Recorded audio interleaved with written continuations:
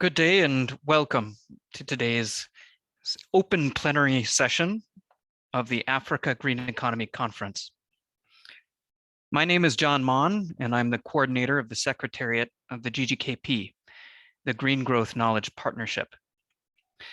Thank you so much for joining us for this conversation and for the imperative of innovative pathways for a nature-positive future in Africa, from policy, business, and finance. Last week, the negotiators of the Convention on Biological Diversity, or CBD, met in Nairobi, Kenya, to move forward on a global framework to reach the convention's 2050 vision for a life in harmony with nature.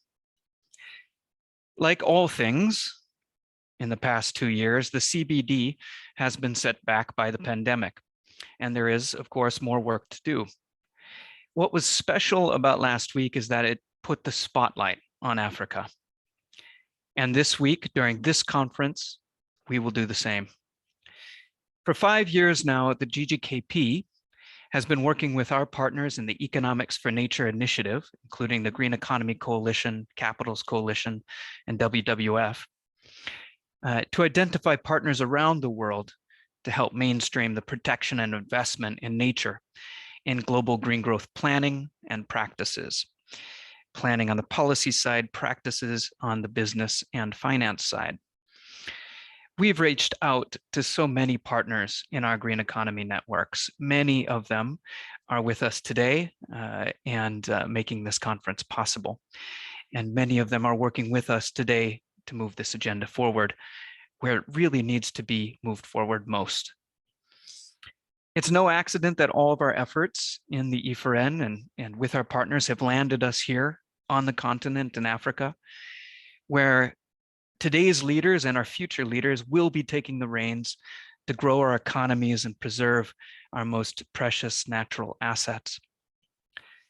Over the next 2 days, we'll be holding national meetings in addition to these 2 plenary meetings in 4 countries spanning the African continent, in Gabon, Mozambique, South Africa, and Uganda.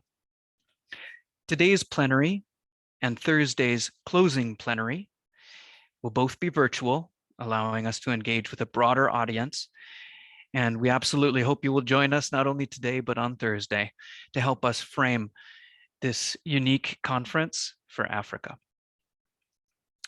We encourage you to get involved. Share your questions with us through the Q&A function here in the Zoom. And there are notes on how to do so in the chat box if you need some guidance on that. Do join the broader conversation over the coming days and in the future at thegreenforum.org. And after the plenary, if you have a few moments, we'd appreciate it if you filled out a short survey. This helps us engage you all better in the future. A full recording of this plenary session will be available on our website at ggkp.org shortly after this broadcast. And there you'll also find a link to our newsletter for future events. With that, it's now my great pleasure to introduce our moderator for today's event, Dr. Kevin Urama. Dr. Urama is the acting chief economist and vice president for economic governance and knowledge management at the African Development Bank Group. He's also the senior director of the African Development Institute, responsible for leading the bank's bank-wide capacity development in the AFDB regional member countries, and in order to achieve the bank's high 5 priorities, as well as global priorities like the Sustainable Development Goals and regional priorities like Africa's Agenda 2063. There's so much more I could tell you about Dr. Urama, who is a close partner and friend, but then we'd be losing our time, and I'd like to hand over to Dr. Urama. Kevin, please allow me to turn the mic over to you. Thank you very much. Thank you very much, John, and thank you to all the participants and the panelists. As John has already introduced, this conference comes at a very unique period, just after the COP that we had on biodiversity, and also the Stockholm Plus 50, which looked at issues around a healthy planet for prosperity for all.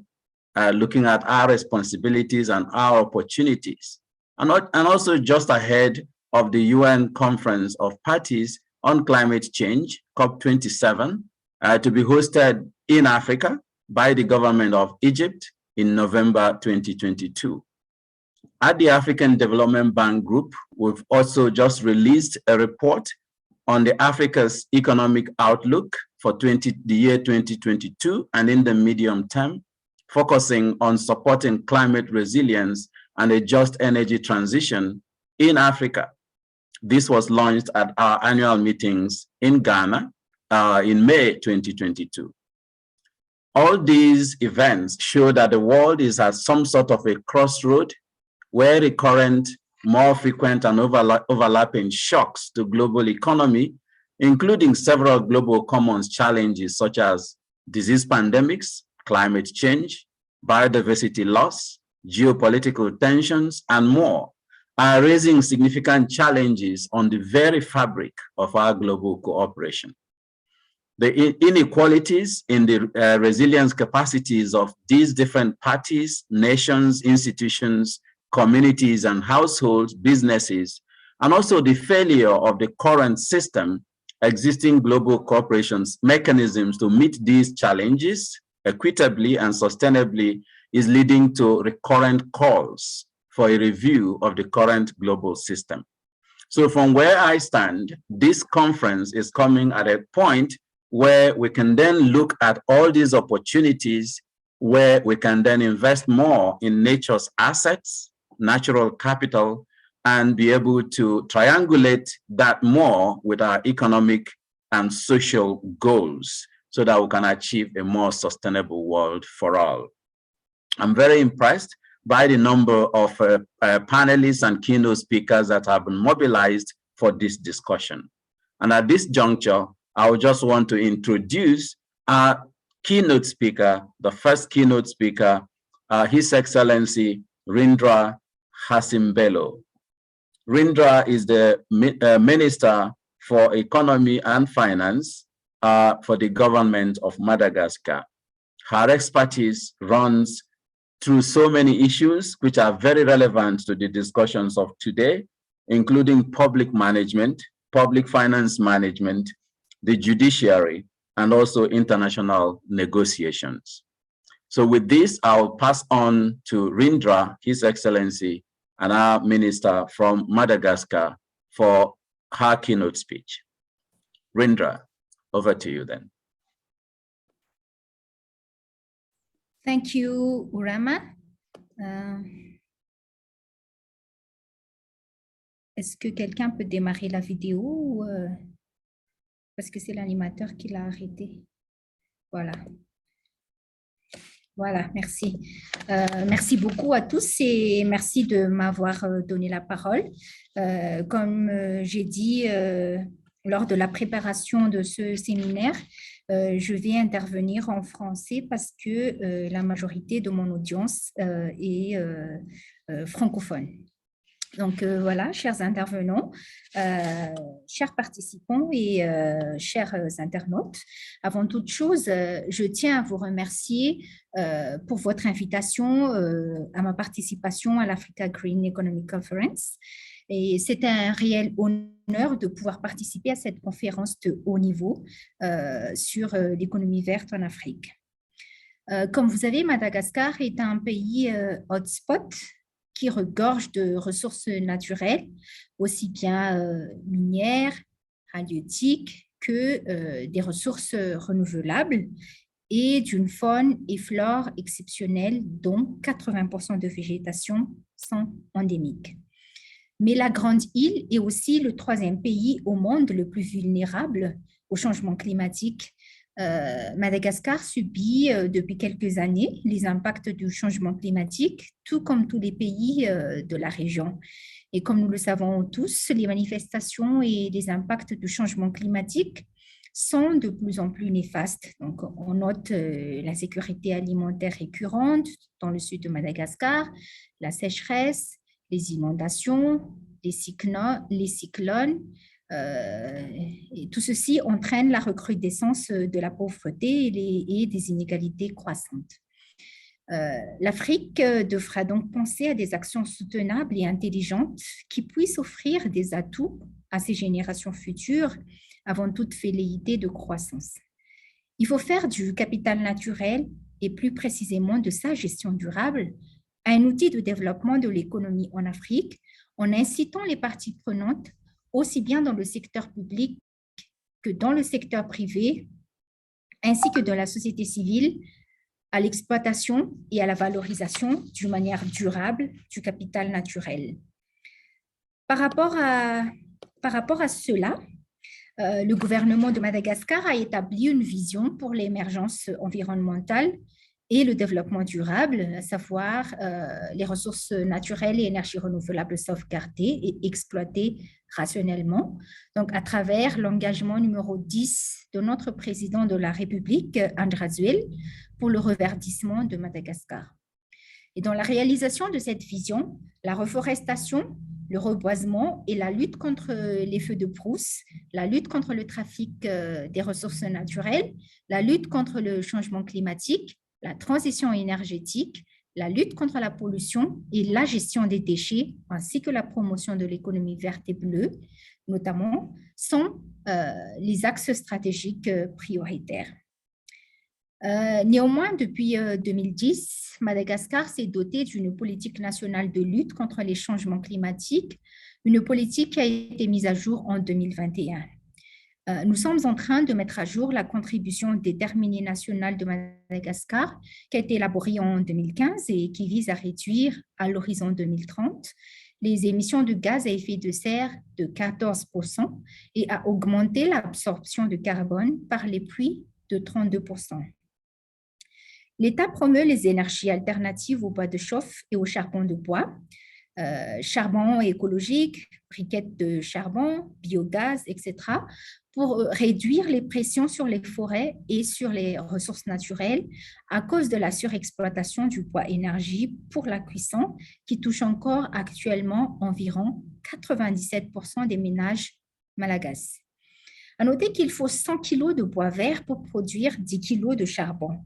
Donc, la consommation nationale annuelle en bois pour produire du charbon atteint chez nous les 18 millions de mètres carrés, aggravant donc la dégradation des forêts. Et plus encore, selon l'Organisation mondiale de la santé, 20 000 personnes, dont des femmes et des enfants en bas âge, en majorité, meurent chaque année à Madagascar à cause de la pollution de l'air intérieur et de fumée venant de combustibles solides. Pour combattre ce désastre, nous avons identifié les secteurs comme étant prioritaires pour l'adaptation au changement climatique, donc à savoir l'agriculture, la foresterie, la biodiversité, la santé publique, les ressources en eau et les zones côtières. S'y ajoute la disponibilité des données et projections climatiques, les systèmes d'alerte précoce ainsi que l'aménagement du territoire et la résilience des infrastructures. Afin de s'adapter donc au changement climatique, la stratégie gouvernementale tend au renforcement de la résilience à travers une approche multisectorielle intégrée et parallèlement à la mise en œuvre des réponses d'urgence pour promouvoir le développement durable. Et à part cela, l'État a identifié des projets prioritaires sur lesquels s'articule la stratégie gouvernementale cherchant à renforcer cette résilience. L'État malagasy mise beaucoup sur la promotion de l'économie verte et bleue en vue d'améliorer les conditions de vie de la population et de garantir l'équité d'une part, tout en préservant les ressources naturelles d'autre part. Dans ce sens, plusieurs initiatives ont été prises dont, entre autres, le développement des filières et des chaînes de valeur porteuses au niveau local, la gestion et la valorisation des déchets, le développement des alternatives écologiques telles que les alternatives aux sachets plastiques, le développement des villages écologiques et l'éco-construction, la promotion des énergies alternatives en vue de la transition énergétique. Je reste donc convaincue que l'Afrique, dont Madagascar, pour son développement, doit investir dans la nature. Et ensemble, rehaussons nos ambitions pour nous-mêmes et pour l'avenir de nos générations futures. et que la conférence soit un partage et un échange de bonnes pratiques en termes d'utilisation durable et de valorisation du capital naturel pour l'atteinte de notre objectif commun, qui est la nature protégée et préservée au service du bien-être de la population et moteur de croissance économique et développement durable de notre pays respectif. Mesdames et messieurs, je vous remercie de votre attention.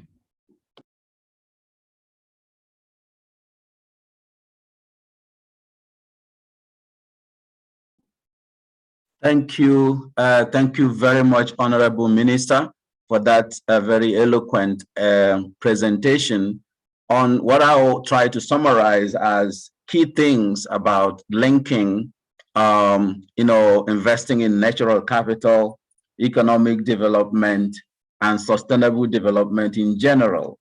You highlighted for us also the key issues that will happen and is happening, like women and children dying because of indoor air smoke, and options that there are for eco-construction and several other options you've given us there.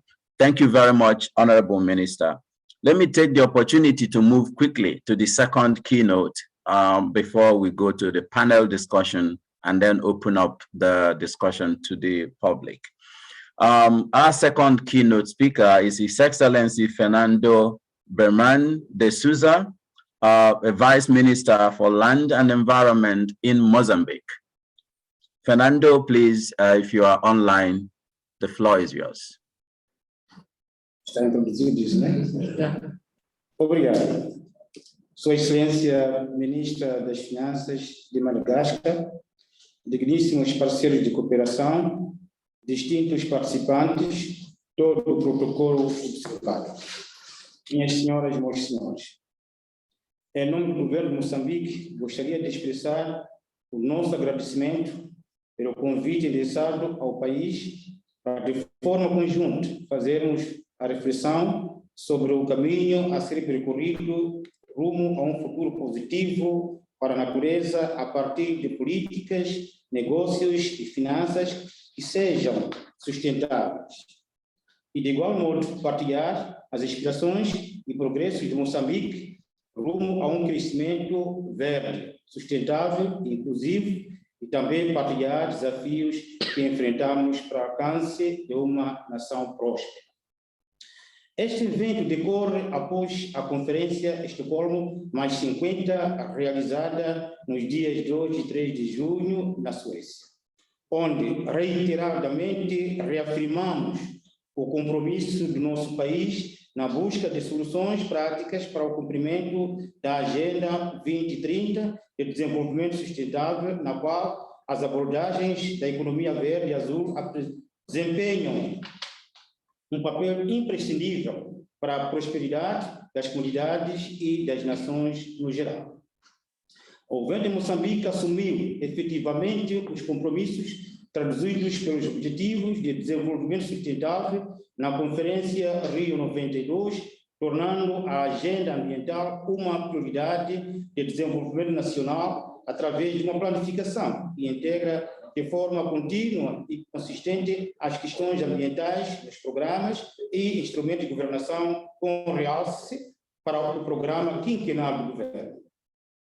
Após a Conferência das Nações Unidas sobre o Desenvolvimento Sustentável Rio 20, em 2012, o governo de Moçambique deu passos significativos no estabelecimento de compromissos que levaram ao reconhecimento do valor do capital natural nos processos de tomada de decisão, impulsionando a caminhada em direção a um crescimento verde, inclusivo e sustentável em Moçambique. Para assegurar esta inclusão da economia verde nos processos de desenvolvimento sustentável nacional, foi preciso tomar algumas ações estratégicas, entre as quais a adesão a convenções internacionais e protocolos de proteção e conservação do ambiente e da biodiversidade, a aprovação de um quadro legal, políticas e instrumentos normativos sobre o ordenamento do espaço territorial terrestre e marítimo, ambiente, florestas e conservação da biodiversidade, criação de instituições específicas e fortalecimento das já existentes para responder aos fenômenos ambientais, Na conferência Rio+20, o país lançou roteiro para uma economia verde. Nesta ocasião, integramos o grupo dos 10 países africanos a adaptarem a declaração de Gaborone para a sustentabilidade em África, demonstrando um reconhecimento formal da premissa de que existem ligações inequívocas entre o capital natural do continente africano e o seu capital social e as necessidades socioeconômicas. Ainda no contexto das políticas sobre a economia verde, é importante destacar que, em 2013, aprovamos o Plano de Ação para a Economia Verde, que visa tornar Moçambique um país inclusivo, de renda média, baseado na proteção, restauração e uso racional do capital natural e serviços ecossistêmicos, assegurar o desenvolvimento inclusivo e sustentável, eficientemente dentro dos limites planetários. O Plano de Ação para a Economia Verde trouxe outros desafios ao processo de governação. Neste caso, a necessidade de incorporar os conceitos de capital natural e premissas para a gestão sustentável de recursos naturais nos planos operacionais e políticas nacionais e setoriais. Minhas senhoras e meus senhores, a abordagem da economia verde traz consigo a necessidade de uma abordagem holística sobre as mudanças de políticas públicas, mas também no desenvolvimento de uma cadeia de valor inclusiva, baseada nos recursos naturais, que requerem disponibilidade de recursos financeiros dedicados a reformas tecnológicas, transmissão de conhecimento, transição energética, investimento em infraestruturas resilientes, incluindo a gestão eficiente de resíduos. Neste contexto, houve a necessidade de se flexibilizar o acesso a fundos ambientais internacionais que respondam às necessidades e soluções locais, sobretudo das nações africanas, como forma de melhorar a eficiência de gestão do capital natural. E, nessa perspectiva, é importante que os países beneficiários melhorem as suas ferramentas de rastreamento e mecanismos de transparência. Neste âmbito, em alinhamento às boas práticas de gestão, o governo de Moçambique, através do Ministério da Economia e Finanças, construiu um sistema de acompanhamento das despesas de fundos do governo para o ambiente e alterações climáticas, também conhecido como Sistema de Codificação Orçamental, implantado no âmbito do Sistema Financeiro do Governo. Moçambique também é parte da comunidade de contabilidade capital natural, cujo objetivo é impulsionar e integrar a contabilidade de capital natural no sistema de contas nacionais para a produção estatística e o quadro macroeconômico nacional. Minhas senhoras e meus senhores, não obstante os avanços registrados na reforma do quadro legal nacional para uma gestão sustentável do meio ambiente, estamos cientes de que ainda é necessário adotar mais medidas para assegurar a vida no planeta. Cientes de que os desafios da gestão ambiental é tarefa de todos, no contexto da preparação da Conferência de Estocolmo, mais 50, o país realizou consultas nacionais que permitiram a elaboração de questões chaves para Moçambique, que igualmente concorrem para a definição de novos caminhos para um futuro positivo para a natureza, das quais destacamos a necessidade de desenvolver parcerias e construir capacidade para aceder ao financiamento de fundos climáticos, estabelecer mecanismos de apoio direcionados às comunidades locais, apoiar a tomada de decisão descentralizada e inclusiva sobre o desenho e implementação de políticas e projetos ambientais e de desenvolvimento. A ampliar o papel do setor privado, especialmente as pequenas e médias empresas. Aumentar a consciência pública sobre o ambiente. Por outro lado, as discussões realizadas permitiram tirar algumas lições e conclusões dos fatores de sucesso para uma economia verde inclusiva, tais como a urgência na aceleração das ações e esforços de erradicação da pobreza para garantir a nutrição e segurança alimentar adequados, aumentar o acesso e o uso de energias renováveis, educação e saúde de qualidade para todos. Necessidade de assegurar maior inclusão dos grupos mais vulneráveis na tomada de decisões. Promoção do conhecimento e consciência sobre o ambiente e dos impactos das mudanças climáticas. A melhoria dos sistemas de avisos prévios considerados às pessoas com deficiência, a mulher vulnerável e a rapariga. E a necessidade de melhorar o desenho das políticas e da domesticação dos acordos internacionais. A necessidade de construção de infraestruturas resilientes, o fortalecimento das instituições do governo para que reúnam requisitos para habilitadas e credenciadas como entidades habilitadas para acesso a fundos climáticos. O fomento de boas práticas no setor agrícola para reduzir desmatamento e o investimento da cadeia de valor. Minhas senhoras e meus senhores, quero usar desta oportunidade para congratular aos organizadores desta iniciativa, aos parceiros de cooperação e todos os atores que ativamente têm dado o seu contributo para a construção de um planeta cada vez mais sensível a questões sobre economia verde e mudanças climáticas. Estamos cientes de que o caminho a seguir para uma economia verde, inclusiva e sustentável é ainda bastante longo.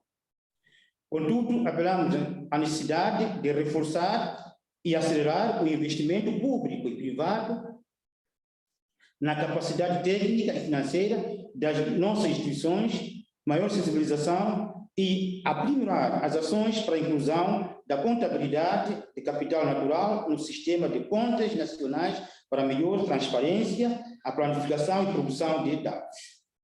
Estamos convictos de que os debates vão produzir contribuições de grande importância rumo à operacionalização das contas econômicas do ambiente e bem como para melhorar as abordagens sobre a implementação da agenda da economia verde em África.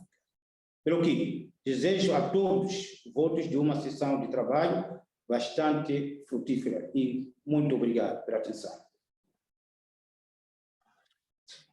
Thank you so much, Honorable Minister Fernando.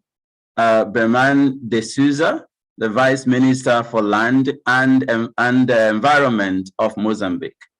You've really given us quite a number of recommendations already, and you have emphasized the need for sustainable and inclusive growth, why we need practical solutions for linking the economy, the social and the environmental goals, the value of valuing natural capital and including that in the national systems of accounts, boosting the path towards this inclusive and green transitions that you've been talking about, but then also called for adherence to international conventions and commitments and stress the links between natural capital, social and economic development.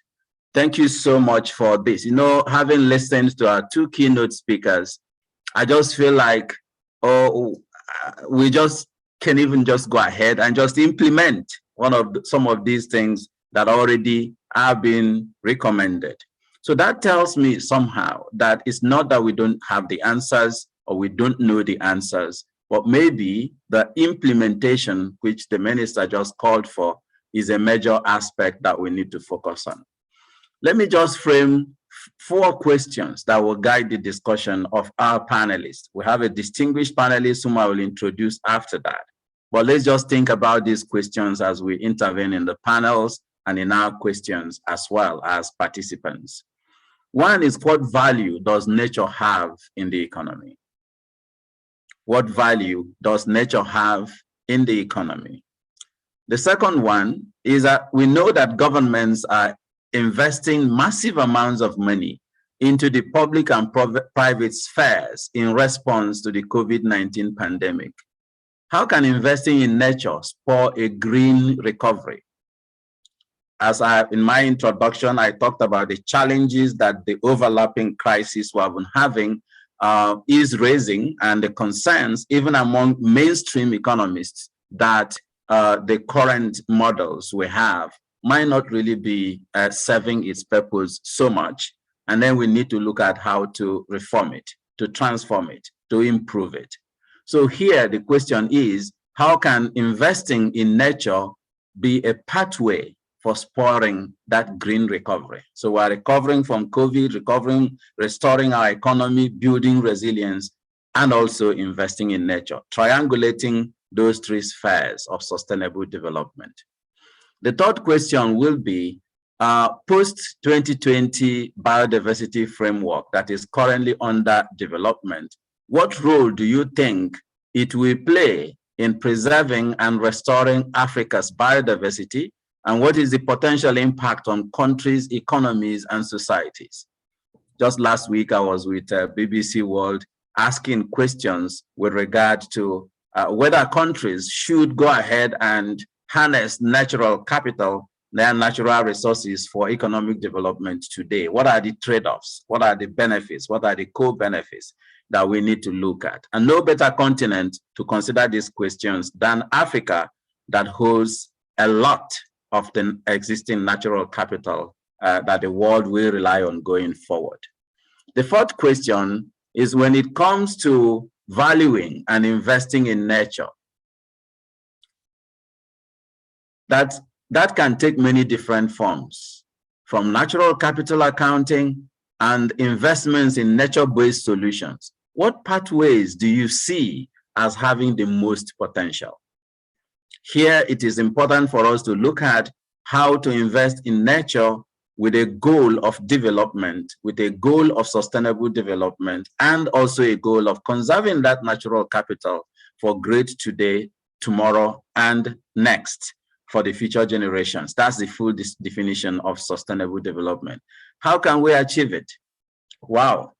GGKP and partners has put in very strong questions for the panelists, but I know from their bios that the panelists are up to the task.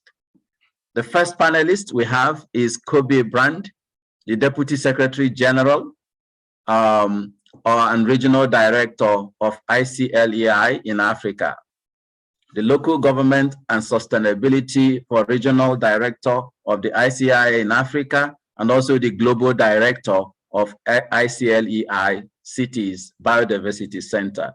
Kobie has more than 25 years of experience in living and addressing these questions we have put forward. So we look forward to hearing her perspectives. The next panelist, please, Kobie, if you can turn on your video and join the panel now, as I'm calling on you if you are online. The next is Dr. Mayo Amis, the co-founder and executive director of the African Center for a Green Economy. Dr. Amis, in addition to being a co-founder of the African Center for a Green Economy, is a leading non-profit think tank, which is a leading non-profit think tank based in South Africa. So he has also 15 years of experience in green economy processes in different sectors across Africa, and also has worked for WWF in South Africa. So we have the third one. Please also turn on your video and join the link and join the panel.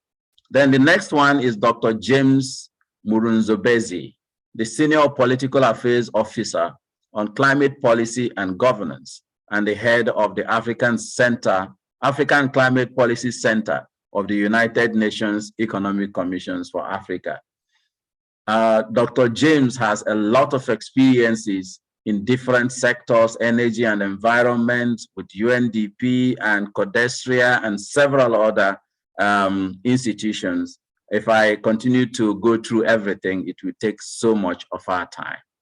So with that, I would like to turn over to the panelists in that order for their interventions, addressing the questions that has been asked. Thank you, Kevin. This is Kobie here. And Kevin, I just want to, for everybody who doesn't know ICLEI, you don't have to say our name out, ICLEI. It's just in short ICLEI, which makes it easier. So ICLEI Africa is very happy to be here with you. Of course, we are a local government and subnational government organization, global in nature. I'm the head of the African office, but we have 26 offices around the world working for cities, established for cities, by cities essentially, but also other subnational governments, all committed to sustainability. So of course, nature is very much key to what we're doing here.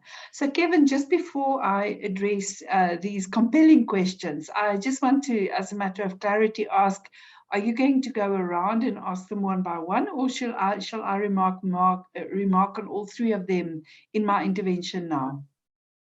Yeah, for time efficiency, you just take the 4 questions and then I go to the next person, next panelist. Thank you. Okay, thank you very much. And thank you very much for organizing this, to everybody who's been part of it. It's such a fantastic team of organizations coming together to hold this very timeless and very important green economy focused intervention for a whole week long. And I'm so excited that it's going to deep dive in the different countries that it's going to, and that South Africa is one of the countries, of course, which is also where ICLEI Africa is based. So looking forward to a fantastic week ahead and wishing you all the very best. ICLEI, from a subnational local government perspective, we're very, very pleased to be here with you, and we would be very interested, and we will watch this week carefully to see how we can contribute to this important discussion and take it back to our work in cities and subnational governments. So essentially, from where we're sitting, we do not see nature as separate from any economic activity, in fact. In fact, nature for us is central to any economic activity that takes place on the continent here, but also globally. We need to start living within the means of the planet. At the moment, scientists are telling us that we are using or basically consuming 1.6 Earth's worth of resources annually, globally. And that is simply not sustainable. We do not have that second Earth. We do not have a community on Mars. Maybe one day we will, but maybe one day will be too late. And what we are also seeing is that in the Anthropocenic age that we are living, that there is tremendous extinction of species. And with biodiversity loss comes a very important silent, often silent situation along with it.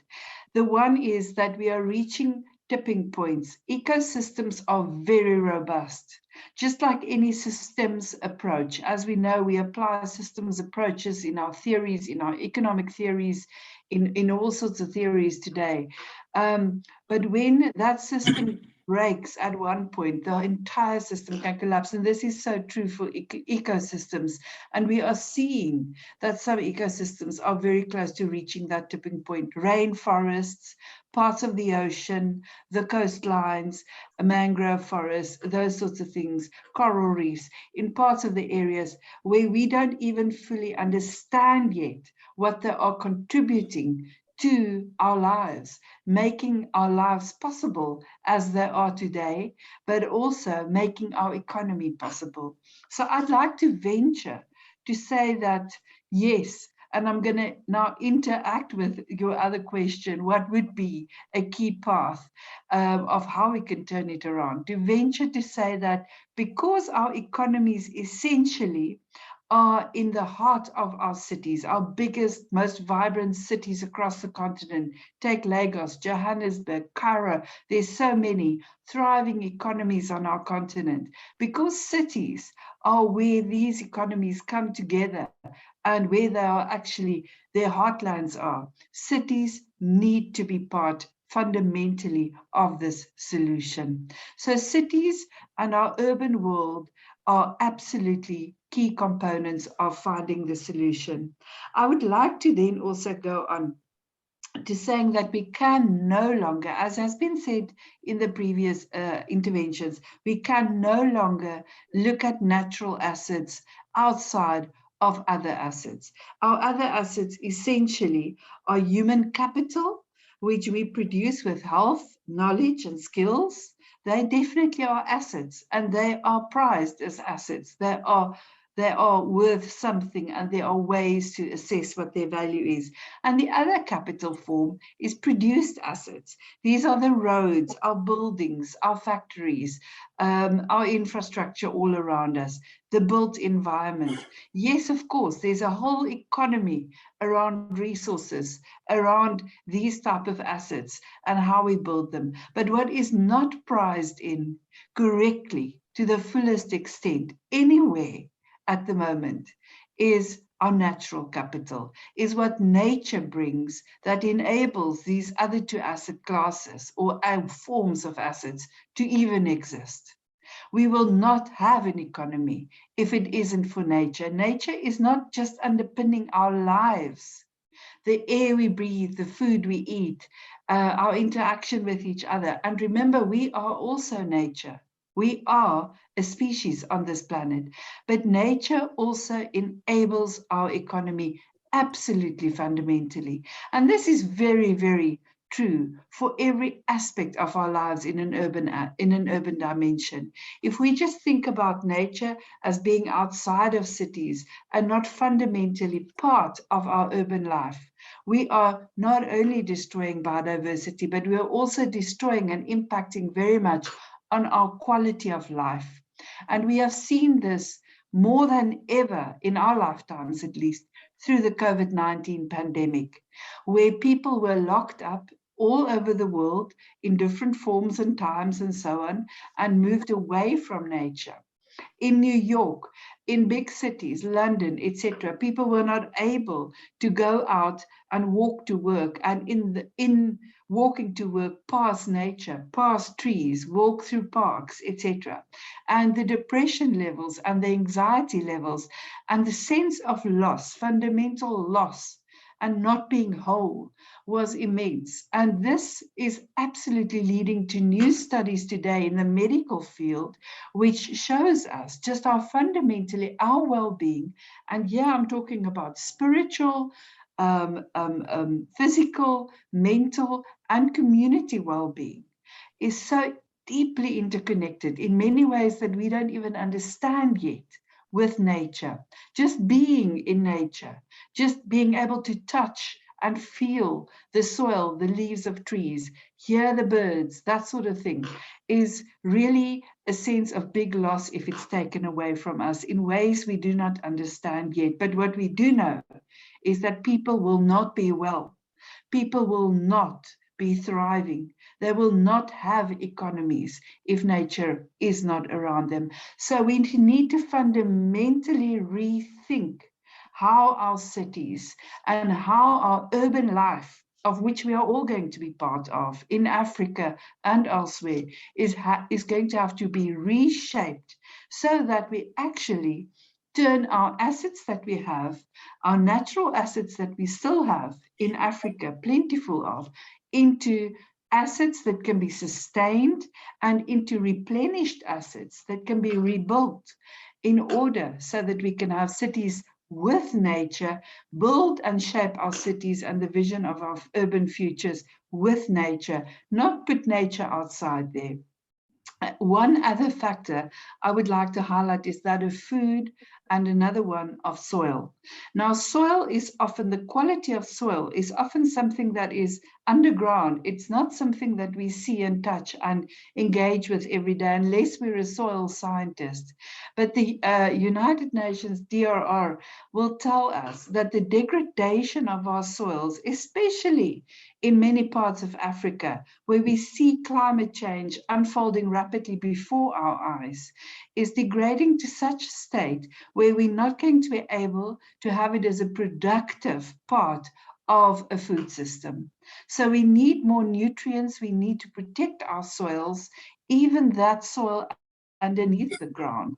And that calls for a new sustained way of looking at it. We cannot do it if we do not invest in it from an economic point of view and value soil for actually what it is in terms of financial ways of assessing its value, so that we can actually put in the necessary incentives and legal and policy reforms at the economic level in countries and also at an African level, so that our soils can be reproductive and qualitative spaces in which we can produce our food for the future.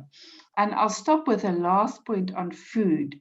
And here I believe that food, actually, the whole food chain, food systems, is a fantastic area in which we can have quick wins in terms of changed consumption and production patterns, but also changed ways of producing food in a more sustainable way. It is also potentially the most harmful for biodiversity loss and for nature if we do not address it. But it is also potentially a way where we can have quick turnarounds with a different outlook, with a different way that people engage with nutrition and with food. So we need better nutritious food in better quantities, more accessible markets, stronger urban-rural linkages for these food systems to thrive in. And that, again, holds an immense opportunity for green economy opportunities and for new jobs.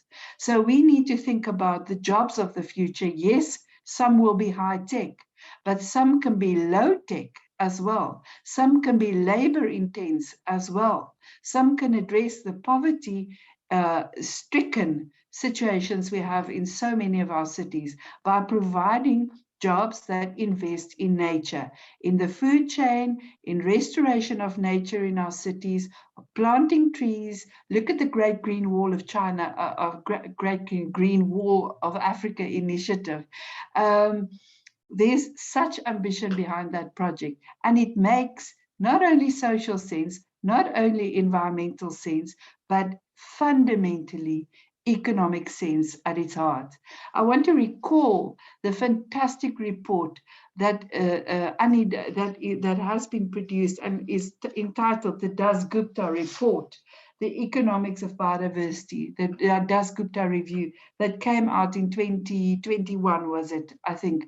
And in the Dasgupta Review, there are really very, very promising examples of how we can absolutely rethink our economies and how we have to rethink our economies. And Africa doesn't have to wait for the rest of the world.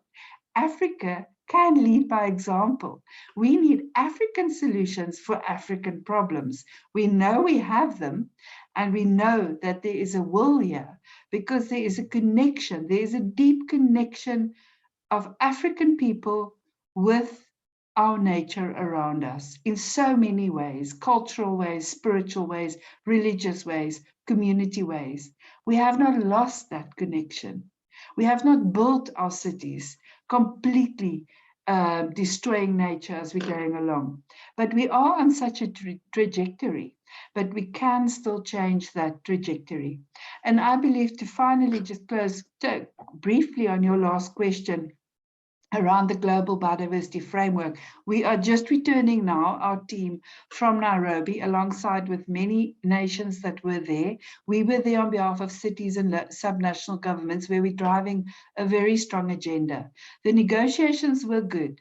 The progress is good, but it's slow. But what is clear is that we need really very strong, measurable instruments in a strong global biodiversity framework, which includes the actions and recognizes the actions that cities and subnational governments can and should take at scale with our urban communities. I'll end here for now. Thank you very much, Kevin. Thank you so much. Very clear and exciting articulation of the issues. Again, strengthen the links between the economy, the society, and also the environment. You know, what's a bit befuddling to me is that these wisdoms and articulations has been here with us since the Broadland report, the report on sustainable development, where the 3 pillars of sustainability were identified. But we have these discussions, exciting conventions, meetings after meetings, but we always go back to focusing on just one side of that triangle, the economy. It's all about money. It's all about dollarization of the economy and so on. And then we continue to extract so much of our nature and our society where we're living. Like you say clearly, we are a part of nature, and without nature, there couldn't be any economy. I like the points you've raised in terms of the 3 forms of capital, re-enhancing that 3 pillars of sustainable development: the produced capital, which is the economy we're looking at; natural capital, which is actually the basis of our production; and then, in my view, social capital, which is how we interact in society to make those exchanges happen. And if we don't focus on addressing these 3 pillars of sustainable development in an equitable fashion, we will continue to reach tipping points, which you also pointed here. We have clear concepts about the planetary boundaries. We have clear concepts about the donut economy. We have clear concepts on the inclusive growth models. And I recall the initial discussions on inclusive growth, why actually with environmental development agencies, where they were like telling me, no, we want it green. And I said, look, we want it inclusive, because green alone cannot do the job. I think we have now are coalescing at a point where those 3 pillars of sustainable development can come together. You talked about the food and the food environment nexus and the rest of the things, that very exciting issues that you have raised. Let's just keep in mind the other question that the minister raised in the keynote, the implementation angle, that after all these conventions, we implement what we talk about. Some of these pertinent global commons challenges are the most discussed subjects. So all my adult life, I have seen conventions and conventions, discussions and discussions, and the implementation is slow, as you have said, and nature will not wait for us forever. If we cross that tipping point, there is no return. So let's try our best to act fast. And then you have identified a clear aspect of development, cities, and the roles that it will play in this.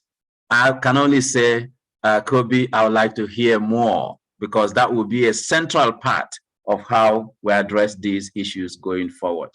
Let me then transit to Dr. Mel Amis for your insights, building on what we already have heard from Kobie.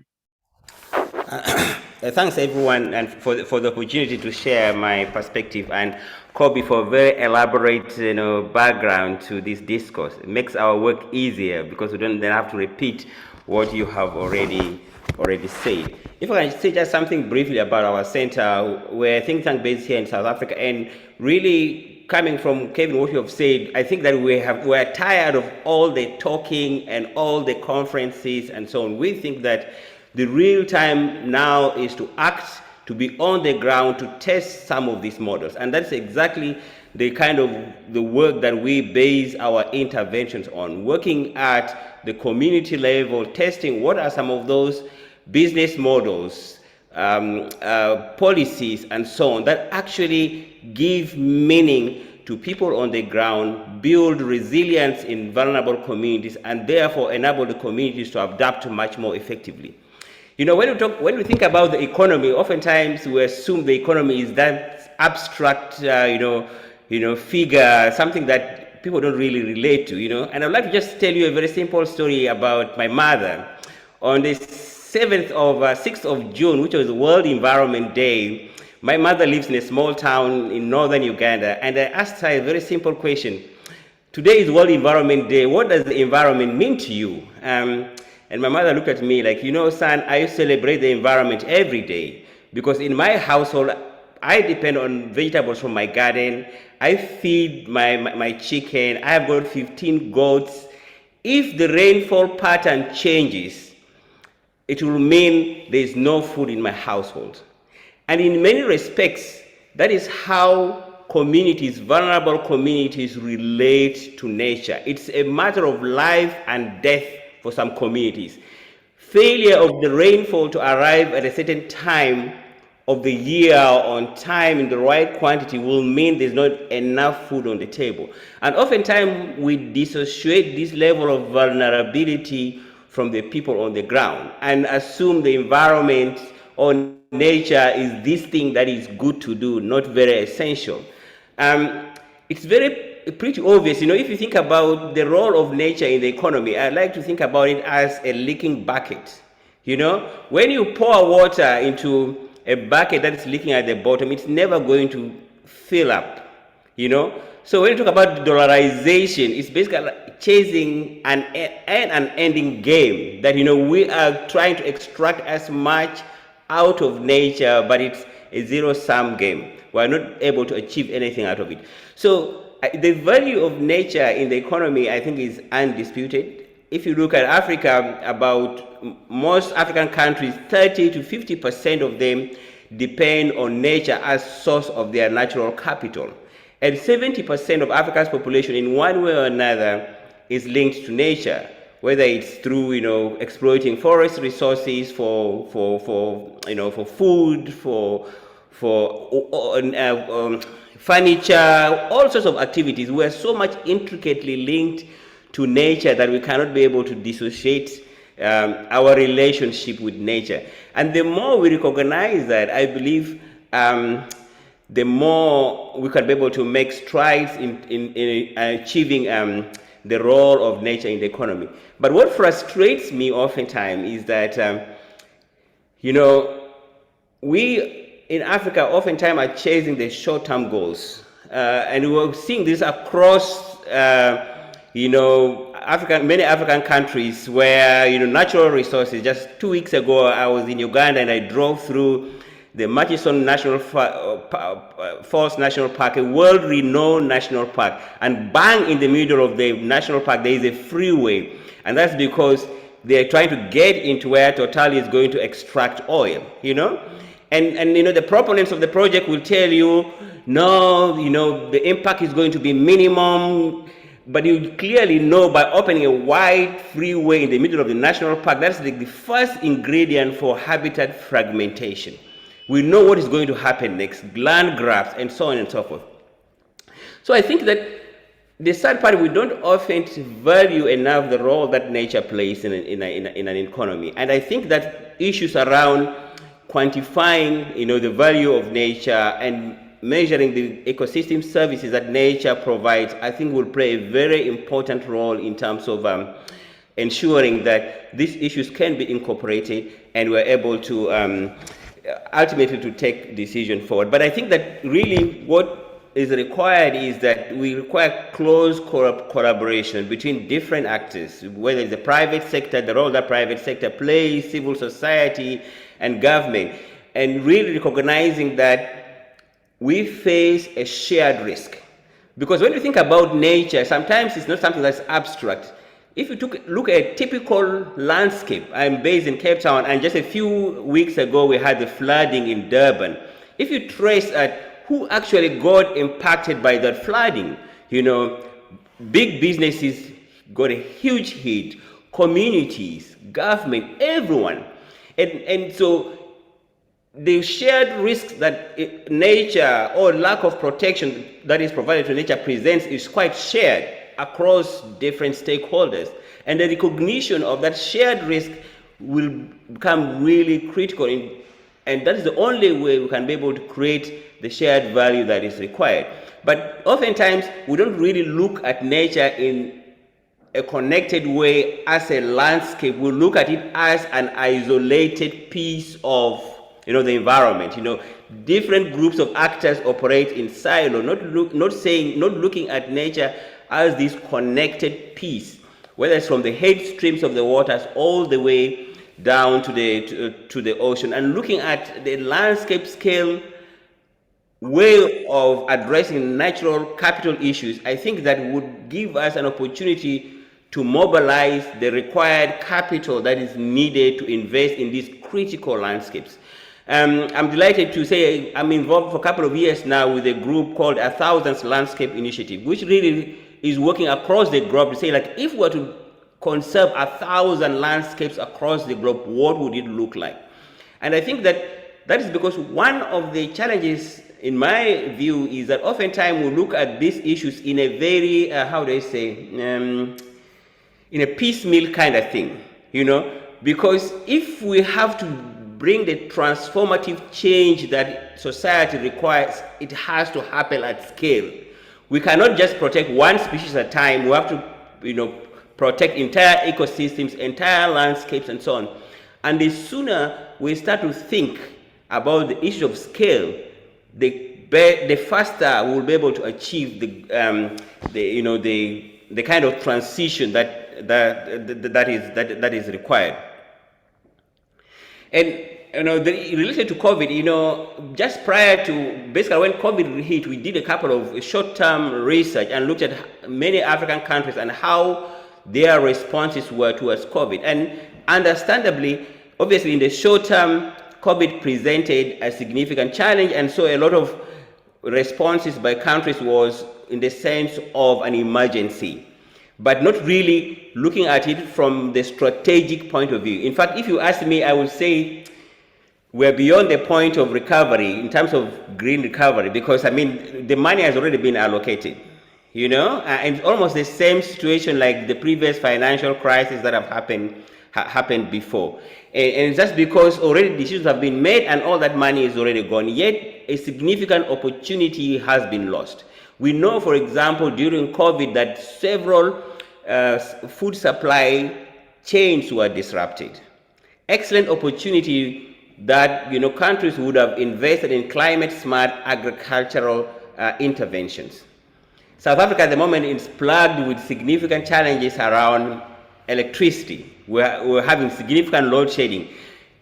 A lot of investments that could have gone into things like energy efficiency and so on would have brought in many local economies out of the challenges that they're facing. And the same story to the rest of Africa, where 80% of the African continent is not connected to the grid. There is no way that electricity is going to arrive in my village, I can tell you this, in the next 20, 30 years. And so the opportunity is to invest in off-grid solutions that would have helped these vulnerable communities recover out of COVID and therefore leading into a green recovery pathway. So I don't want to sound a pessimist, but I think that the cat has bolted, if you like, in terms of taking the COVID recovery as an opportunity of mainstreaming a green economy. And just briefly, in terms of the global biodiversity framework, and I think for me, I think it just comes back into issues around implementation and making sure that when countries make some of these commitments, they are clearly defined indicators that are measurable, but more importantly, that there is a pathway through which governments can invest in some of these interventions that are required to curtail global biodiversity loss. And very final statement in terms of the pathways, I totally get it when we're talking about accounting for nature, the nature-based solutions and things like that, but I like to put forward that the real solution lies in developing an effective innovation ecosystem. Because we do have the solutions, we do have the innovations, we do in fact actually have the money. The problem is that the innovation ecosystem is not efficient. So you look at universities, a lot of solutions are generated at the universities.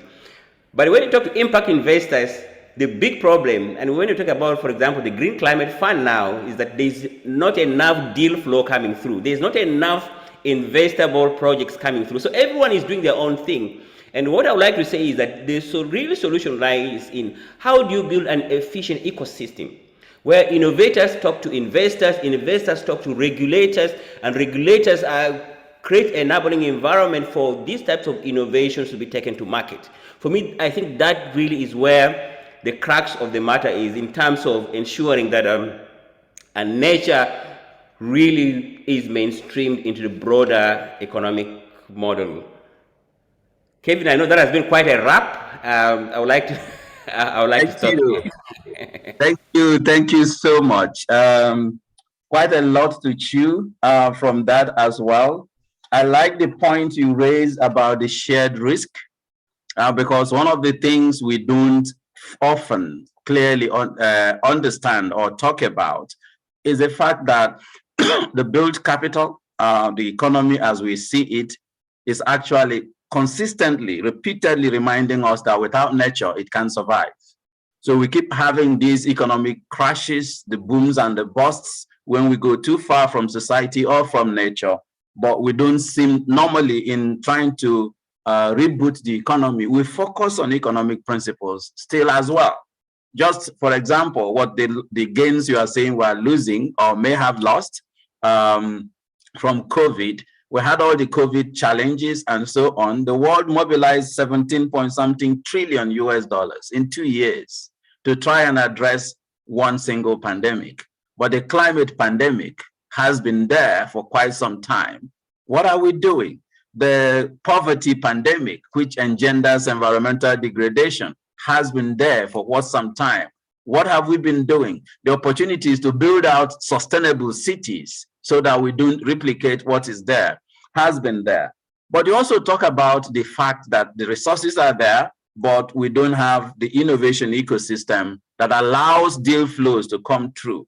And I want to put in an additional question there, because those deal flows that are not coming through is because we are basing risk measurement for financial flows and the risk ratings of countries, the assessment on projects, on their delivery on one type of capital, the produced capital, finance. So what happens? Can we actually, as one project we are working with GGKP and WWF on, which you call financing natural capital for development in Africa, can we bring in the risk rating agencies into this discussion and see why a country that sits on gold that maybe is worth trillions do not get any credit for that, except when it is harnessed and put into the produced capital market? So the natural capital is underpriced, and the only incentive we have is to actually extract it for the produced capital. So where does conservation sit in this? So that's one thing I wanted to put on the table there.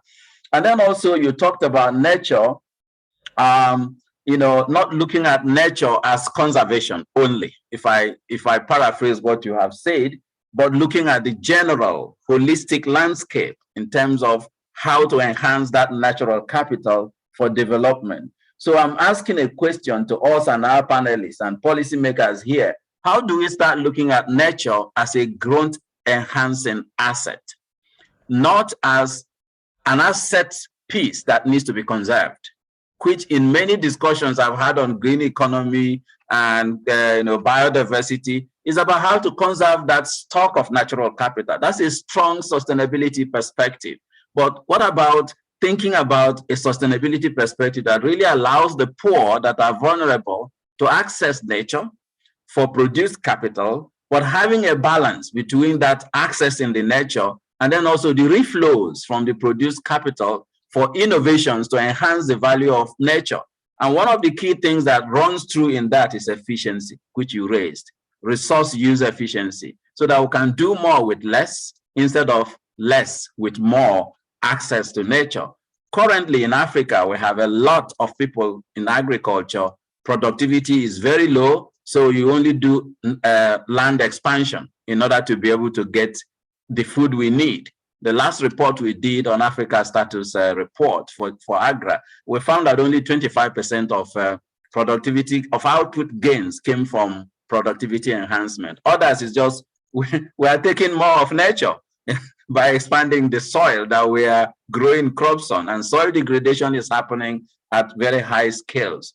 So my call is, can we bring this discussion to the center where the environment, the social, and the natural capital are given equal weights? Because even as environmentalists, if we continue to give the green higher weight than the others, it's unsustainable. Nature and even in economics, we believe in equilibrium. So how can we bring that equilibrium in terms of we move forward. And that's a very nice segue to move to James Murumbesi, the Senior Political Affairs Officer, Climate Policy and Governance, for working in the UNECA. Can you wear that research hat and answer these questions for us, narrowing down on how we find that equilibrium so that we can have a sustainable use of natural capital for produced capital and social equity, and then be able to continue to have reflows that allows us to have both society, nature, and produced capital for longer. James, please. And thank you, Kevin. Good afternoon, Excellencies, colleagues, panelists, and participants. Firstly, to recognize the very pertinent insights of the keynote speakers and the panelists who have spoken before me, and also to thank the organizers for this opportunity to participate in this very timely and important webinar. So Kevin, you asked some very difficult questions, of course, but let me start by saying that the whole issue of the green economy has in fact been a focus of the work of the UNECA since at least 2012, the Rio +20 summit, when the green economy was first introduced on the policy and implementation agenda. And the focus of ECA has actually been to integrate the green economy as a core component of the structural transformation of Africa's economies. The point of a structural transformation is based on the recognition that, in fact, there are many inefficiencies, structural, historical, as well as the integration of Africa's economies into the global economy, which are problematic and which need to be transformed. It's also based on the recognition that biodiversity itself comprises a strategic asset for sustainable development of the continent. And I agree also with yourself and other speakers that Africa's diverse ecosystems are not generating just economic and financial values, but they also generate flows of goods and services, which are essential, for instance, in guaranteeing food security, water security, provisioning of water for populations, both rural and urban, as has been said, but also energy, health, and other livelihood needs. In fact, I think it's established now that more than 60% of the African population depends directly on services, or on access to services that are derived from ecosystems and natural resources.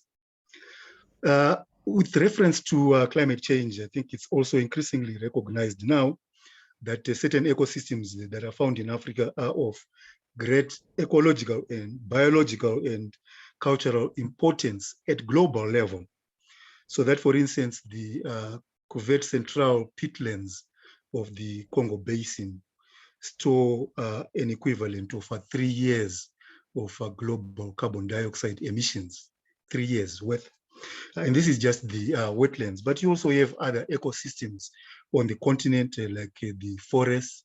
We have heard about the mangroves and so on, which also act as significant carbon sequestration, provide the carbon sequestration services, for which, by the way, efforts are now underway to ensure that there is, in fact, a return, financial return, but also livelihood return on the sequestration value or service that is offered by those African ecosystems. We also recognize that the African economies, particularly the tourism industry, which in fact is one of the top earners for many African countries, is undergirded by sustainable use and access to natural resources. Much of the tourism is ecosystem-based, both consumptive and passive, non-consumptive ecosystem-based tourism.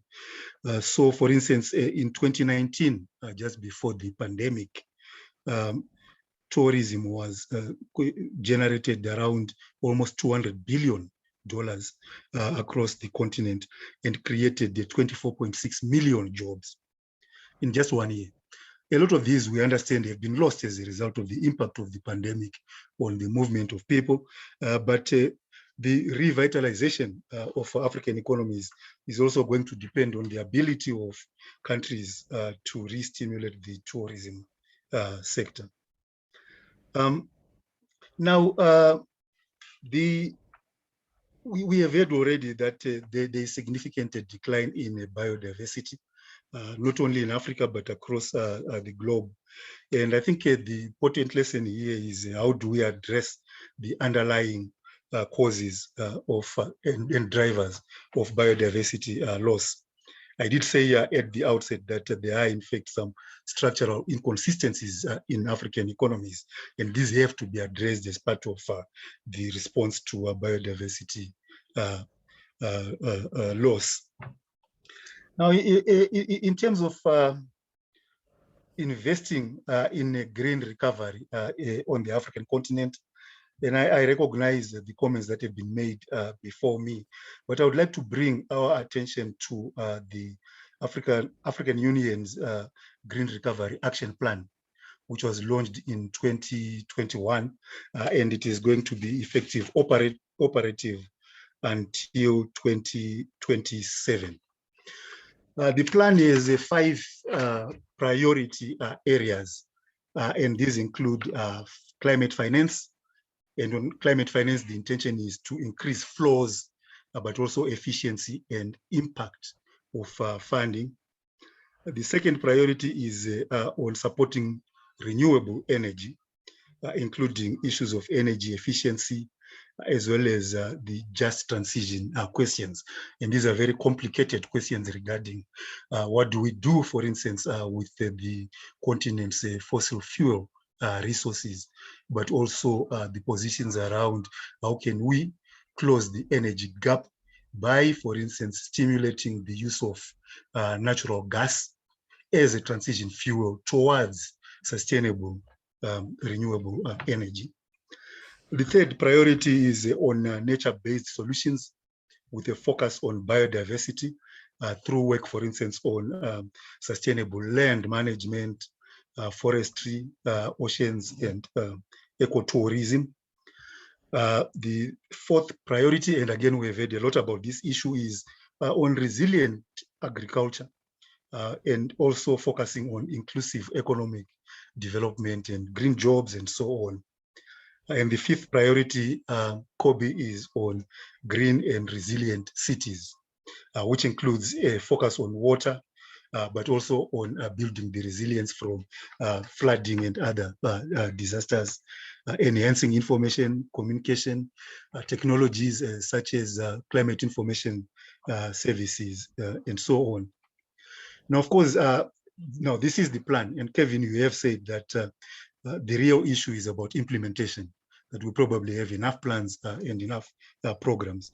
But the major obstacle facing our continent is in fact financing, despite the existence of all of the different types of mechanisms that have been made available. For instance, in climate change, we had at COP26 that the pledge to provide $100 billion a year for climate mitigation and adaptation would not be met until 2023 at least.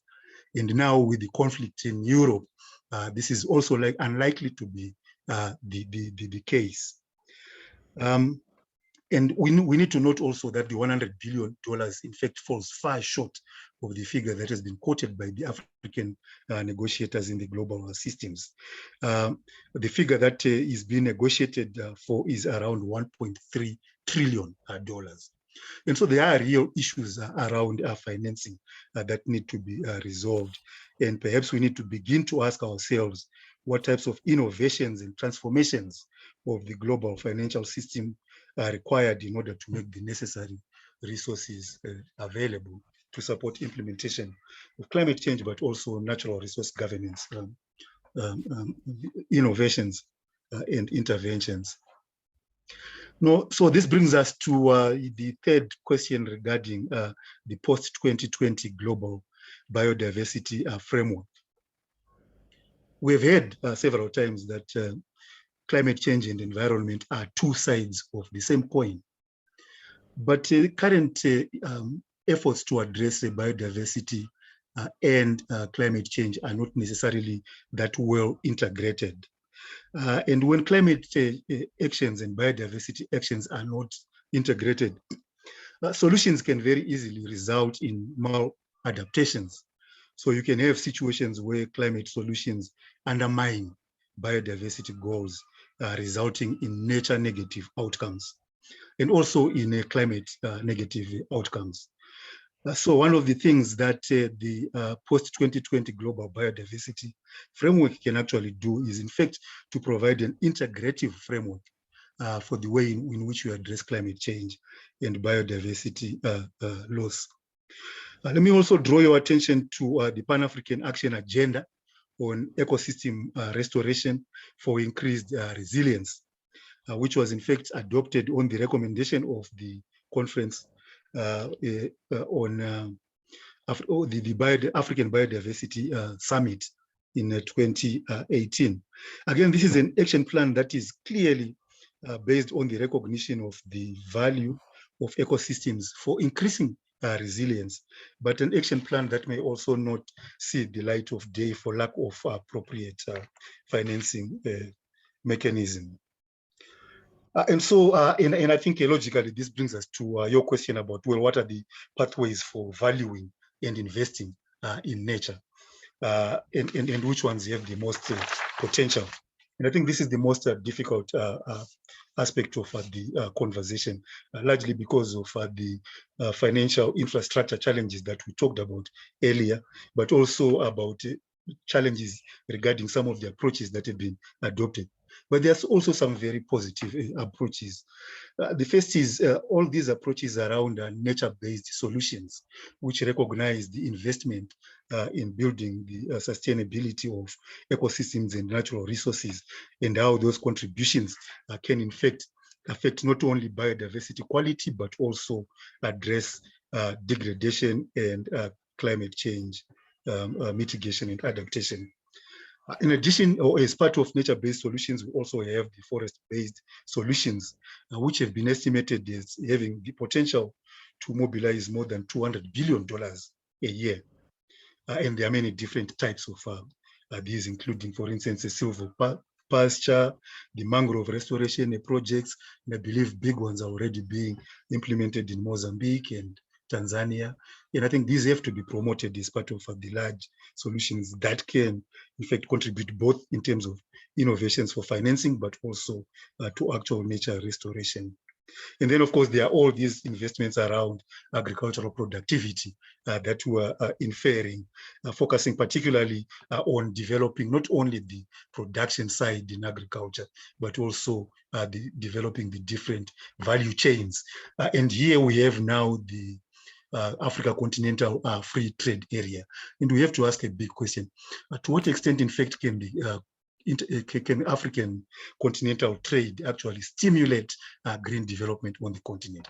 How can we green the AFCFTA? Allow me to stop there, and thank you very much for this opportunity. Thank you very much, James. That was very, very comprehensive as well. Addressing the inefficiencies, I'm just picking the things as in addition to what your predecessors have raised. The issue about just transition in the energy sector, this is a crucial one. And as I mentioned, we just released a report on supporting climate resilience and a just transition in Africa, just energy transition in Africa. Please do, I encourage you to read that report, the African Economic Outlook report. It raises so many fundamental issues about the trade-offs and co-benefits that there is in making that just transition to happen. We also talked about the nature-based solutions with concrete examples and example in terms of the resilient agriculture development. But one fundamental thing that I take from your intervention is the financing gap. If you read that report, is not only the gap in terms of the scale of financing, but it's also the fact that the structure and the flows of climate finance, green finance, and even development finance are really not well aligned with the development needs. Whether you look at in all the SDGs, whether you look at green, poverty alleviation or climate action and so on. Specifically on climate, we found that actually the flow of climate finance goes a lot more to the higher polluters, which is completely not understandable, because it's supposed to address fragility and climate vulnerability, but then the more vulnerable a country is to climate impacts, the less capable they are to receive climate finance. So that's a fundamental thing. Now, the gap you have raised is a crucial one. The report we found that Africa is currently receiving about 18.3 billion annually since 2016 in climate finance flows. But to implement the NDCs of Africa requires 1.6 trillion US dollars between now and 2030. So from there, the 80% that was agreed that's supposed to come from global climate finance flows comes to about that 1.3 trillion, which our negotiators are now pushing for.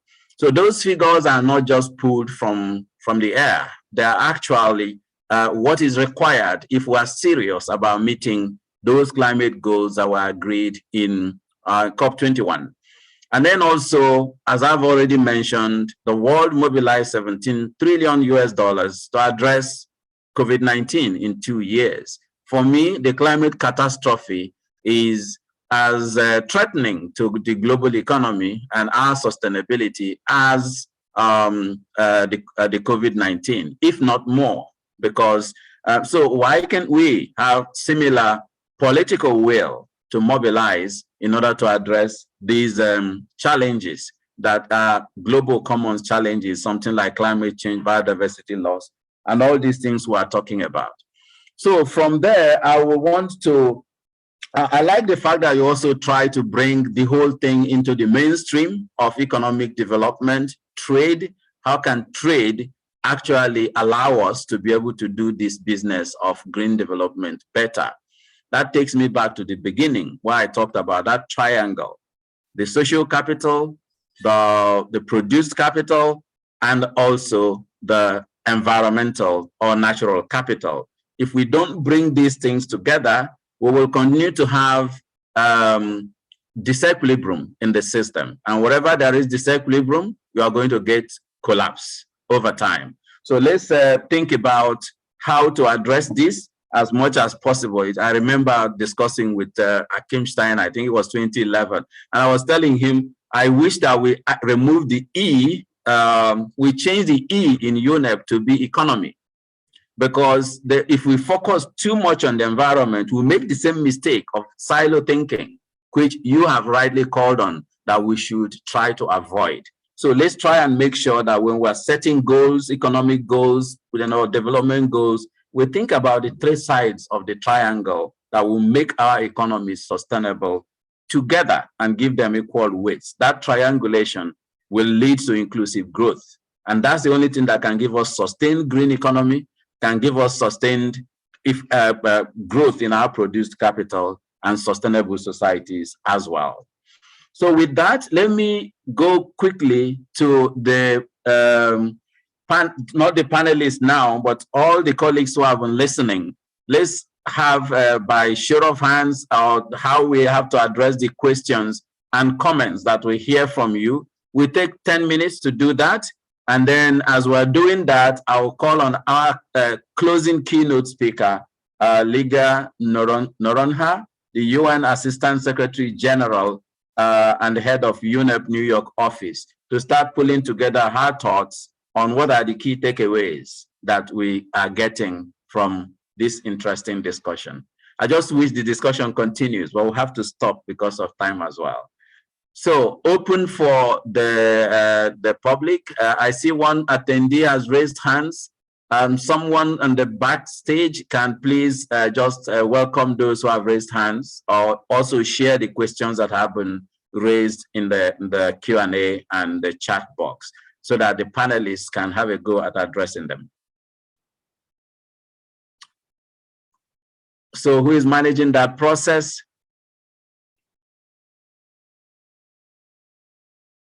Because I can't see all the people raising hands, so. Arthur, panelists, you should. We're not hearing you very well. Arthur was promoted to a panelist, so he should be able to come on and speak. Otherwise, there are questions that have been asked throughout the chat. Okay, the one that raised hand, can you speak up quickly? Let's take like short, clear interventions, maybe 1 minute per person, and then we start addressing the questions and comments that has come from the chat. The floor is yours. Yes, thank you. I'm Dr. Binomicha Arthur. I'm the Executive Director at Code, a think tank based in Kampala. I want to thank the keynote address presenters and the panelists, this is really exciting. My comment basically has to do with the governance questions that confront Africa, and indeed the world, of course, because now what we see is like a collapse of global governance. We don't see even the US now as a leader, as a global leader. But when you come at on the African continent, I think there has been a general decline in terms of governance and these natural resources. The whole question now of the transition to a green economy needs leadership. You need champions to champion this transition. So I would want the panelists to address this question: where is now the leadership that actually is right, that is going to take lead? Because most of our leaders don't take the crisis in which we are very seriously. There's been too much transactional leadership as opposed to transformational leadership, especially on the continent. If you look at the Great Lakes region, where people, after admitting the Democratic Republic of Congo, and then a conflict ensues, when we need numbers, when we need to come together. So I thought that we should look at the democratic deficit. We should look at the leadership deficit as very critical, and therefore integrate it in the whole transition. That's the point I wanted to make. Okay, thank you very much. Brittany, can you please help us with some of the pertinent comments and questions on the chat box so that the panelists can take them collectively? Yes, well, one question that has been raised a few times is how valuing nature and moving beyond GDP works together. So if our panelists want to take on that question, I'll just repeat from Piotr Barksa. Apologies for the name pronunciation. If a true green requires rethinking the indicators such as well-being and environmental justice, would the governments be ready to give up on their race towards GDP growth? Mm-hmm. Any further questions or comments that panelists need to think about? Okay, as she's going through that, I see another hand raised. I don't know, is it a new hand? Please admit the person who has raised, the colleague who has raised hands, so that he or she can make her comments. They've been requested to accept the promotion to panelist. Okay, so as we're waiting for that, let me go back to the panelists. There are two questions. One is the governance and leadership deficit. How do we address that? And then the second one is the conflicts or synergies amongst the two goals of valuing nature and also the race to GDP growth. So these are two pertinent questions. So who will take on that amongst the panelists? Please just speak up. I'm happy to say a few words on both of them very briefly. On the governance issue, at ICLEI, we really stand for and promote multi-level governance. And we know that the world and geopolitics is changing the world very rapidly, but multi-level governance for us is absolutely the key.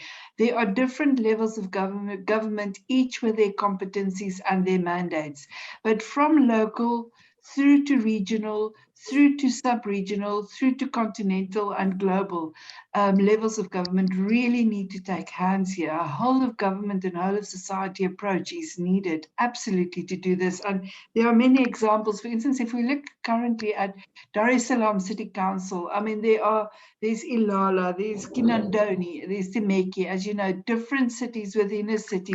And that is not unusual, but it does complicate structures if those mandates are not clear. In this case, the mandates are being clarified in the Greater Dar es Salaam. It's just an example. Lagos has got many more subdivisions as well. And our big cities do have these challenges. But when it comes to governance on the ground in a city, for instance, there's sometimes unclarity as to where does this department's mandate start and where does that department's mandate end. And for instance, in terms of beaches and coastal zones and so forth, you know, which causes unnecessary problems and costs and so on. So multi-level governance is absolutely key, and clean governance and accountable governance with clear milestones, absolutely key. So we absolutely stand for that, and we believe without that we will not be able to achieve green economy realization benefits for the people. And then on the valuing of nature beyond GDP, I think one aspect is to look at with what is produced in terms, or what are the assets, the natural assets in a country, and then how is the country then building that into its larger economic plans and structures fundamentally. And as you said, not in an environmental department or in the green context, but fundamentally into the economic future outlook of that economy, of that country. And then there's the shared assets that go across boundaries, the forests, the lakes, our oceans and coasts. And maybe there you need a different approach, like for instance, incentives, or you need to actually recognize that each country needs to pay for the usage of those assets, because each country does benefit from our coasts and our forests and our lakes. But do we pay for it? Especially those transboundary issues. And it's a difficult argument to make, but I think we need to go there. We really need to bravely go there and ask these questions. Thank you so much. And if I add, you were the person who asked the question was raising the issue about global governance and so on and so forth. My point is basically what Kobie has said. We need to think about governance as organically growing, from households to municipalities, to local governments, to cities, to countries, Pan-African, and also international. Africa has every opportunity to be a leader on green transitions, given that most of the natural resources are on this continent, and the continent has not been benefiting sufficiently from the natural capital that we have. So this movement for financing natural capital, valuing natural capital, and bringing it into the mainstream of development dialogue and development planning can only benefit Africa. So my hope is that African governments will not wait for another global governance to lead the way. We can lead the way on this. And then, of course, because these are global commons challenges, we need that global cooperation and global partnership to make that happen. So with that, I'm going to excuse us to move on straight to the closing keynote, because we have time also to manage another resource that we can't stretch too much. So let me call on Ligia Noronha, the UN Assistant General Secretary, General Head of UNEP, and from the New York office, to share her perspectives about what has been the key takeaways of these rich conversation that we've had. She has a lot of background and experiences in several aspects of what we have discussed, both at UNEP, Terry, and several iconic institutions and positions that she has occupied. So thank you so much for being with us, Ligia. The floor is open to you. Thank you very much, Kevin, and thank you to GGKP for inviting me here. But also let me thank on behalf of UNEP to all the ministers, first of all, for being part of this opening session, and also to all of the green economy partners who I recognize and thank because of their active engagement over the years. Green economy would not have been where it is without your very active engagement. So thank you so very much for all of this. And thank you for this very inspiring discussion. You know, when you listen to all the thinking and the initiatives, there isn't much that we can add to all of this, but except to say, we're supporting you in everything that we do. But let me do the role that I was asked to do, which is to come up with some of the key messages that came out of this very, very rich opening discussion. And I can just imagine how it will be towards the end when we've put together everything that comes out of this. But also, given the fact that that this has come after Stockholm, after the open-ended working group of CBD, let me also put this in the context of that discussion. So as in Stockholm, we heard today the very important issue of recognizing nature as part of this healthy planet for peace, cohesiveness, and a prosperous society. I did hear many mention the geopolitics, and I heard many mention the issues, and we know that these resonate as we move forward. So looking at the importance of nature and a healthy planet for a peaceful society is absolutely key, and Africa has a very central role to take this forward. In this context, and in the context of the 2030 agenda, it seems to me, and you mentioned that repeatedly, resetting our relationship with nature is key. Earlier on, it was discussed about the importance of nature for mental well-being, and that is so key and so little understood, and it's very central to bring this up again and again. But let me briefly focus on the point that Kevin has been making about the 3 pillars and the importance of treating all of these equally. You know, in the run-up to Stockholm, and as I was heavily involved in the design of Stockholm, this was the issue that came up to us again and again and again, that the 3 pillars existed, but the 3 pillars were not treated the same. You might have had more on the economic, little less on the social, but very little on the environmental. And so because of that imbalance, disequilibrium that you mentioned, Kevin, you see that the rug has been pulled out of the other 2 pillars. And so every time there is an economic or an environmental emergency or threat, there is a regression in the advanced and economic indicators that we have. And this has caused or is causing this imbalance. And therefore, it's really important to treat all of these together. And I totally agree with you, Kevin, in this, but also to recognize that the economic and social are very much located in the larger ecosystem thinking. And therefore, it's important to take that forward. The CBD has called for the conservation of protecting 30% of ocean and lands to protect biodiversity and transform our relationship with nature by 2030. And we heard from Kobie Brand the importance of understanding the tipping points we've arrived at, but also Dr. Mao, who is focused on the indicators of where we are going towards this, not to just have these targets. The importance repeatedly that we've been hearing is interconnectedness of all of these messages and the importance of looking at integrated responses. Why is this important? Is because if you look at the 3 planetary crises, it's really unsustainable consumption and production across these that makes a difference, that is really creating this. And therefore it creates that bulk of responses which are of an integrated nature that we can take forward. And the Pan-African Ecosystem Restoration, as well as the Abidjan Legacy Program, which was announced at the COP in UNCCD, really focuses on this interconnection and the importance of taking this forward. And it speaks very well to the issues that you've been talking about today. Now, the measuring of progress and GDP, and Kobie, thank you. You've really spoken to that very well, and how to address the trade-off of the valuing nature and the race to growth.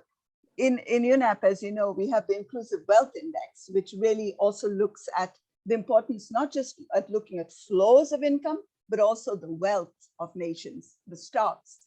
And therefore, as natural capital, and we have very clear evidence that natural capital has been declining while the produced capital has been increasing.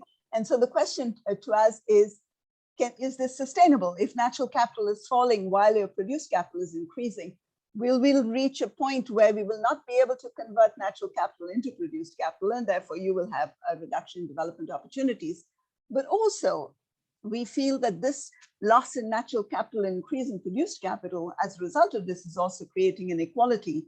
And we're focusing on trying to understand the links between a decline in natural capital, an increase in produced capital, and also a decline or not a decline, but an increase in inequality. Let me briefly go to the importance of all of this to Africa. Investing in and green economy for Africa is absolutely essential, not only as a risk mitigation to address the shared vulnerabilities that we're all aware of, but also as a key investment strategy, which can pay rich dividends.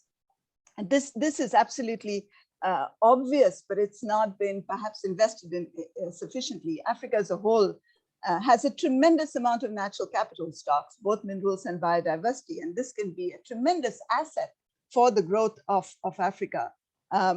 It's natural capital in Africa, as we know, is under threat from over-extraction, climate change, pollution, but it can also present an opportunity for the development and also a hedge against the global geopolitics, and an opportunity for green jobs given the growing population in Africa.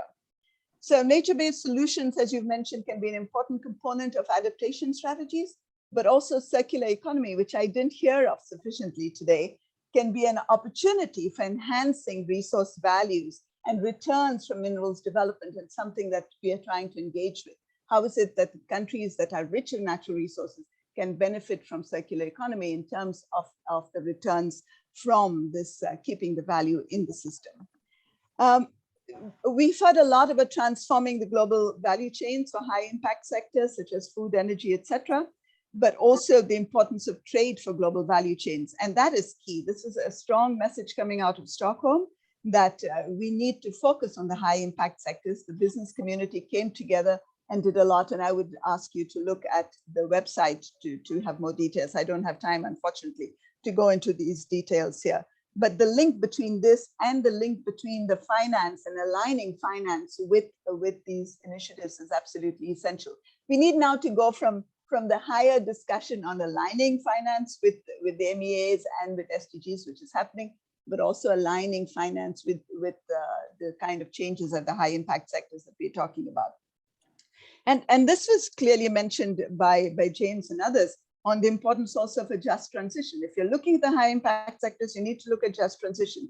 And this can be through a social dialogue for impacted communities, workers and their unions, which again came up in a number of consultations in Stockholm, making commitments to labor and just transition, to secure pensions for those displaced. There's a lot of innovative thinking. And again, you know, if you take a look at some of the consultations reports, which are in Stockholm, you'll get really good ideas on how you can take the just transition forward. Again, I'm sorry, but I don't have time to speak to it, though I have them in my notes, which I quickly jotted down as I was listening to you. What is really central and important for Africa to invest in is the youth. Because of your growing population, because of the fact that you have here an inverted pyramid, this is really essential to invest in quality education and quality green education, sustainable. I would prefer to call it sustainable, not just green, because then you include green and inclusive, as I think Kevin mentioned. Integrate environment and climate topics in all curricula and ensure green jobs for all youth. Let me quickly go through another point on governance that we've heard of a lot in the last few minutes. And why we can use the green and circular economy and investments also to move and widen the narrative, the global narrative of environment to environment and development. I was intrigued by Kevin's point on the E of UNEP, because as the director of the, formerly director of the economy division, this was always a thought that the E could be environment and economic, not just environment, because you see the importance of the interconnections here. And focusing on vertical and horizontal integration of policies, which Kobie, you mentioned, are key to effectiveness, but also to address the democratic deficit that was mentioned. Because the more you have a vertical and horizontal integration of policies, the greater the participation and the democracy. I think it was Arthur who mentioned that. Finally, I would just like to bring to your attention that at Stockholm, there were 3 initiatives that were addressed, which also addressed the point of implementation and capacity to act, because we keep talking about we need, we should, we could, but then how becomes an issue. And we have 3 initiatives that were launched, which haven't been completely framed, but you will see more on it. One is a data-driven environmental solutions hub, which will be based in Nairobi, supporting developing countries to deliver on the triple crisis, which is a shared UNEP and Stockholm Plus 50 legacy initiative, which will address some of these issues, including open source technologies, the World Environmental Situation Room, and the innovation ecosystem that was mentioned.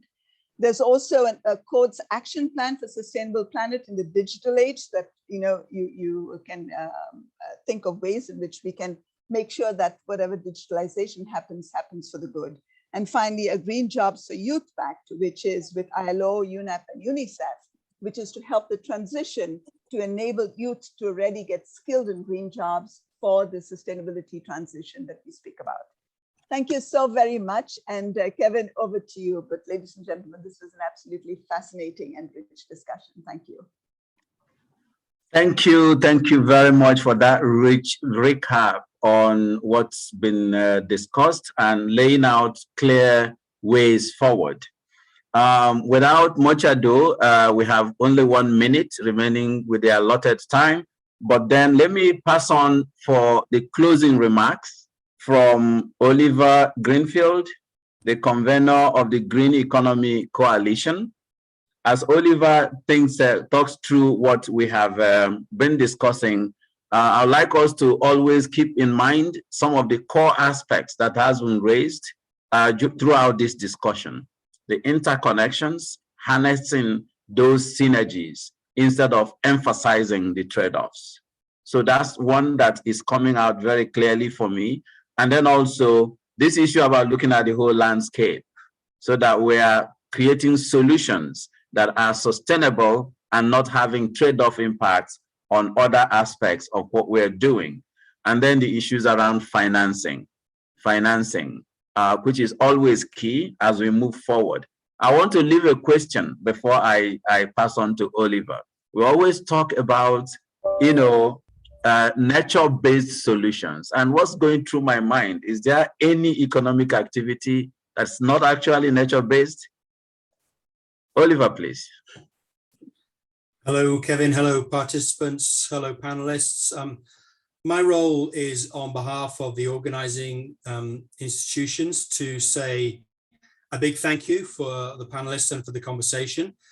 To remind you that this is the warm-up and Ligia's final point on let's get on with the how. Well, we're getting on with the how because the key point for the how is we're going to move into country conversations over the rest of this week. We know that the majority of economic decisions happen at national levels, and we need to make sure that those conversations deepen and get on with action. So really excited to encourage you to look through the agenda for the full week, but to join us in South Africa for the conversation on biodiversity with the green economy. Join us in Uganda, where we will be launching the East Africa Green Economy Hub with new partners of Kobie and talking about their nature positive economy in Uganda, but also seeing the broader regional approach. Join us in Gabon, where we see green recovery in Africa, or in Mozambique on natural capital and green growth. And then finally on Thursday, where we bring this all back up to the regional level and we talk about what we've learned at the national level and what we're going to take forward together. So that was my major point, is on behalf of WWF, the Capitalist Coalition, the Green Growth Knowledge Partnership, and the Green Economy Coalition, and all of you to really take forward those conversations at national level. I do want to make one more point, which I think has come up consistently. And I do remember many years ago, and one of our leaders, Achim Steiner, of this agenda, when he was doing dams, he said, "I ban the word trade-off." Interesting. Why? Because we become lazy with trade-offs. And I was struck by my visit to Stockholm when our partner, Stockholm Environment Institute, did an analysis Of all the environment treaties that have been written since 1972, since they were first started, only 10% have been effectively implemented. Why? Because we accept that development is the priority and economy and environment is the trade-off. That's what we accept. And that's largely what's happened over 50 years. And that takes us to a point where put yourself in a policymaker's position and consider the development requirements of each nation. And you know if you invest in agriculture or you invest in mining or you invest in new infrastructure, you know the jobs it will create, you know the economic development it will create, you know the tax revenues it will generate. But if you invest in nature, what's the return? Where's the return? How does it come? Avoidance of crisis is not a good enough investment model for most finance, for most governments. We know that. So one lesson we have learned over the last couple of years really is this idea of optimizing, to see environmental, social, and environmental goals as three objectives that we have to bear in mind. We have to balance up, as Kevin has said, but we are looking for those investments which optimize environmental outcomes, social outcomes, and economic outcomes. We are not going to invest in those that only deliver one of those. So let's divest from those that only just deliver one avenue, but start to see to optimize our investments so that we're not trading off our investment portfolios either. We're optimizing to deliver the best outcomes on environment, social, and economic. So we've written a report on that. I draw your attention to it. We've also got our tracker stuff, which we've done, created in this, in our work on this. So you can actually see how nations are implementing, investing in nature, investing in the broader transition, getting serious on transition by addressing these structural underpinnings of our economies, making sure we're institutionalizing the idea of optimizing against multiple objectives, but seeking to remove ourselves from extractive brown economies that don't deliver and only create pollution. Okay, so with that, I'm very, very excited by the full week of agenda that we've got. Implementation, the how, is really down at the national level conversations, and we shall reconvene on Thursday. We encourage you to come back, reconvene on Thursday, share what you've learned, share what we've done, and bring it all back together with some real positive action and thank. So finally, a massive thank you for a wonderful panel, very, very rich. And it's extraordinary privilege to be with you on this journey as we make Africa a leader on green economy, Africa a lead economy on natural capital. And I'm speaking from the UK, yeah? And we live a three planet lifestyle, which means we are free riding on the ecological assets of your countries. If I was saying one final point to you, I'd be start asking us to pay for that. I would say that's the new opportunity on financial mechanisms, James. When countries like mine free ride off the ecological assets of other countries, there's an opportunity for new revenue flows. Okay, so with that, I thank you very much indeed. A little bit of exciting action for this week. And Kevin, I'm not sure I'm coming back to you. I think I'm just closing, aren't I? With a massive thank you, particularly to our Green Growth Knowledge Platform and Brittany and all the work she's done, and John behind the scenes. But to all of you, let's have a fabulous week of conversation and see you all back here on Thursday. Thank you very much indeed. Farewell. Thank you. Thank you. Thank you so much.